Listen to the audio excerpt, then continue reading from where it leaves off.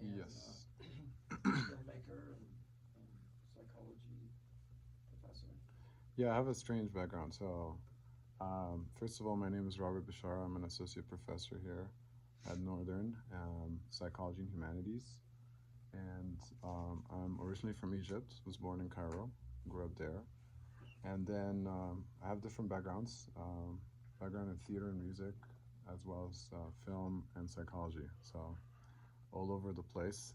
Really did spend time doing all these different things, and pursued my desires and enjoyed all these different projects.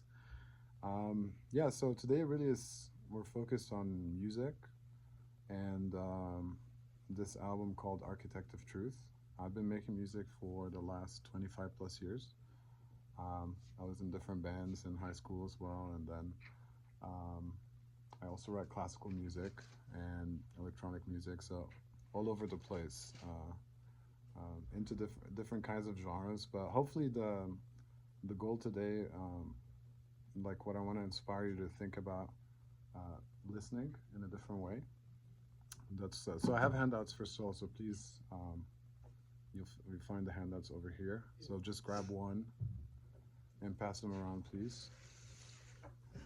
So I'll just talk for a little bit when we're gonna listen, but just want to set up. And then, of course, if you have any questions, I'm happy to answer them. Um, but basically, this is an interactive experience. Um, I'll talk a little bit more about listening, but just to go over the handout, you'll find some quotes from this book by this French philosopher called Jean-Luc Nancy. Please have a seat. Um,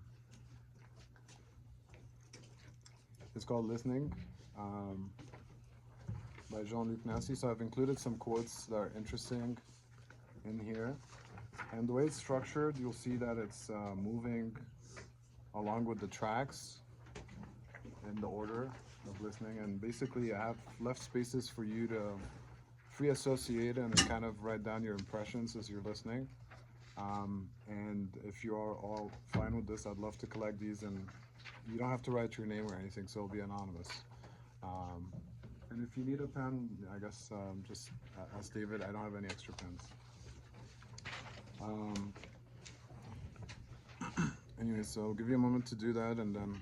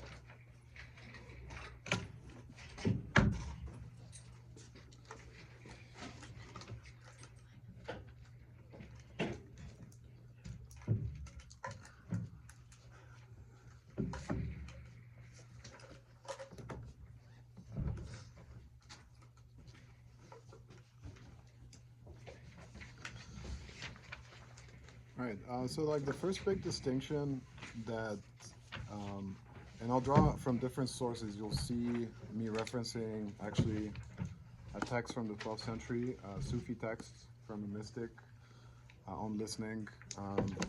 Jean-Luc Nancy worked mostly in the 20th century, so we'll have a quick reference to him. But also, I'm going to talk about Edward Said and um, Evelyn Glennie. But the big distinction for today is really the distinction between hearing and listening, and they're not the same thing. And so, in French, Nancy talks about how the verb entendre in French can be translated as understand or hear. Okay, so there's a connection between hearing and understanding. In other words, hearing tends to be like a little bit of a cognitive process that you're hearing something, you're trying to make sense of it based on what you know already. Whereas what we're trying to do today is more like listening, which is how to listen to something without so much that interference, right? More being open to the experience And that's harder to do because our mind wants to categorize and come up with a genre and right make sense of things. And so I'm just inviting us to like think about listening, active listening differently. So I'll just start with Evelyn Glennie because she's a Scottish percussionist. Anyone heard of her by any chance?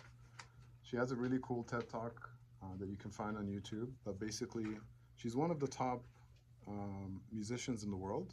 And when I say percussionist, that doesn't mean she just plays drums. She actually plays melodic percussion, so marimbas and instruments that require complexity. And she's deaf. She was born deaf. She grew up deaf, and she's one of the top musicians. So you have to ask yourself, how is she doing it? And so she had a whole lecture on how to truly listen.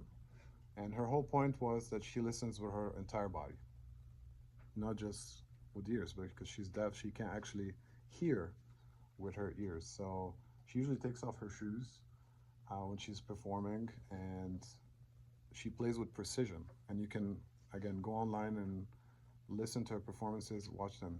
She's deaf, and she is a perfect musician. And all the listening she's doing is with the rest of her body, not her ears. So that's a little bit of what we're trying to do here. Can we listen beyond the ears and beyond the head with the entire body, right? So that's a source of inspiration. And her name is Evelyn Glennie, if you want to look her up. I have a quote here that I wanted to, and also have some gifts for y'all. So these are free quotes for the first album I did when I moved to Santa Fe in 2018. It's an album called Istimta', Arabic word for enjoyment. So feel free to grab these. These are free Bandcamp quotes for all of you. So this is a quote from Rusbihan Bakli on listening to music. He's a 12th century Sufi mystic and poet. So we're going back in time here. And from a Sufi perspective, listening to music has to do with the divine, basically. That what is the source of music? What is this beauty? Where does it come from? It has to do something with God in the Islamic tradition. So listen to this, what he says. And this is a quote from him. Listening to music is of three kinds. There's one kind for the common people, one kind for the elite, and one kind for the elite of the elite. The common people listen with their physical nature, which is begging. The elite listen with the heart, which is seeking. The elite of the elite listen with the soul, which is loving. If I explain listening to music, I fear that in the world, receptive ears will be closed because I come from the taverns of annihilation, and I bring the secret of divine presence. If I speak without foundation. For if I speak from a foundation, I'll speak in accordance with that foundation. So I'll just give you a taste of that poetic kind of take on listening. Someone else that I wanted to kind of reference here, Edward Said. Anybody heard of him? That name? So he's most famous for the book Orientalism, came out in the 70s. He was a Palestinian American scholar, and he was a pianist and loved music and wrote a lot about music. But the key thing that I want to kind of highlight from him is this concept of counterpoint and how he used it. So some of you that are musicians would know this already. Can someone tell me what counterpoint is? Anybody? Just curious. So basically when you have two melodies, two very different melodies playing at the same time. And a lot of music has that, right? So, and how a composer is able to do that without creating dissonance or chaos, right? So you have to, again, it's all kinds of music have this. One line of melody, it's so fun to follow. Then there's a second one that's very different from the first, but when you hear both of them at the same time, it creates a new experience, and you're like, whoa, right? So this concept of counterpoint, he uses it as a model for peace and peaceful coexistence. And again, this is not just some kind of ideal. This is a practice because before his death, he started an orchestra called the West Eastern Divan Orchestra, and he's Palestinian. He started with an Israeli conductor called Daniel Barenboim. And this orchestra is made up of Israeli and Palestinian musicians playing music together, right? Very touchy topic today, but here's an example in practice that's very concrete of how music can bring people together, like two peoples that are historically, don't like each other at war, but music can bring them together, and it's a way for transcending their differences. So, anyways, this concept of counterpoint as again how you have difference but also harmony at the same time. I think it's a cool concept for us to think about. Um, I want us to read some quotes from here. So maybe I'll invite you all to volunteer, just so we can hear those quotes out loud. Let's start with the first one that begins with "to listen is," and again, there's French there, so don't be intimidated, and it's translated. Who'd like to read that one? Okay, go ahead. Like the first question. The quote, "to listen is," so this is from Nancy. To listen is tende L'Oreal, literally to stretch the ear, is an infestation and a concern. Okay, so one big concept for Nancy here is this concept of sonority, and I have a footnote for you all so to see what that means. It's basically thinking in terms of pure vibration or grain of a sound, independent of its meaning or message. So again, this level of listening as vibration before the cognitive processing and trying to make sense of it. Okay, let's look at some other ones. He also says here, the ear has no eyelids, and the reason he talks about that is we use, we have five senses, right? But we tend to use the eyes for understanding everything. It becomes a metaphor for everything in the world. Like if you've taken any psychology course, perception tends to be dominant, right? And hearing or listening is not as emphasized. On page 3, someone would like to read the quote here on the sonorous. The sonorous appears. The sonorous appears and fades away into part 2. It is methexic, having to do with participation or contagion. Page 10.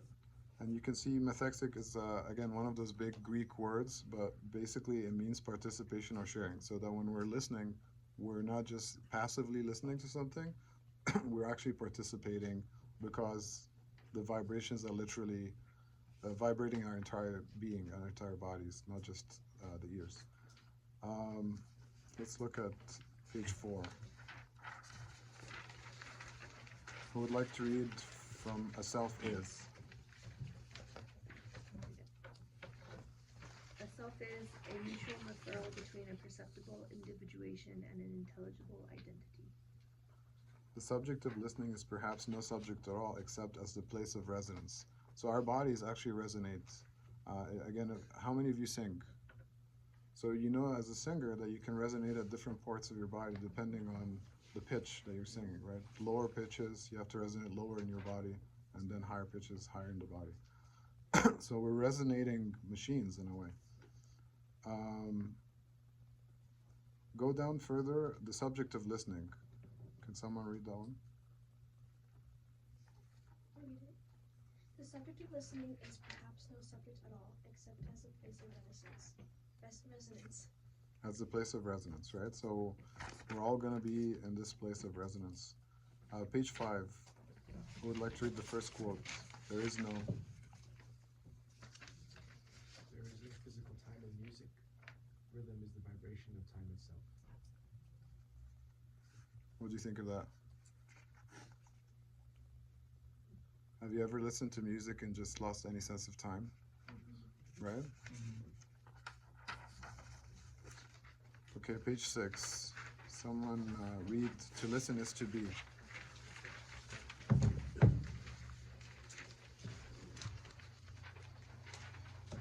listen is to be on the edge of meaning, a sense that does not make sense except because of its resounding in itself. And then earlier there's a footnote on footnote 3 is on resounding. The way sound resounds or resounds both in the room and inside the listener body. So it's again going back to this resonance idea, right? Page 7, listening is. Listening is musical when it is music that listens to itself. Okay, so Any questions for me before we get started? And of course, we'll have a chance after as well. How old are these like quotes, or how old was this person? This book, the translation at least came out in 2007, but the French original, 2002. Yeah, so it's a difficult text, but it's also short. I think it's fun to read, but if you've read French philosophy, it tends to be, a bit complicated to read. But I tried to extract some of the essence of that, Yeah, so if you don't have any questions for now, do you have any more questions or comments? We can get started. So make sure you have a handout. And again, you can see the side A, side B, all the tracks, and then active exercises for you to associate to. And then I'm happy to answer more technical questions or any questions in general at the end. Does that sound good? Yes.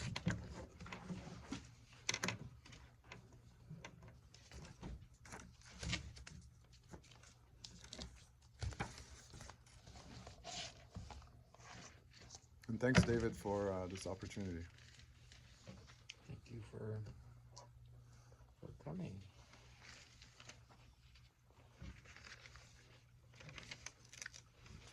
In terms of since it's an audio class that's part of film, I've done soundtracks for film, the stage, theater.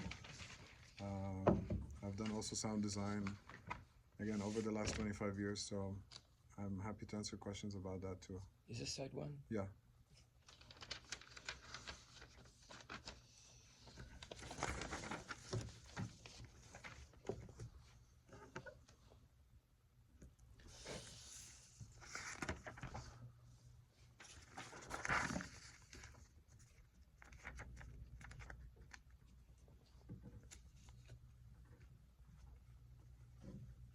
I'm just playing it through. Yeah. Okay. You let.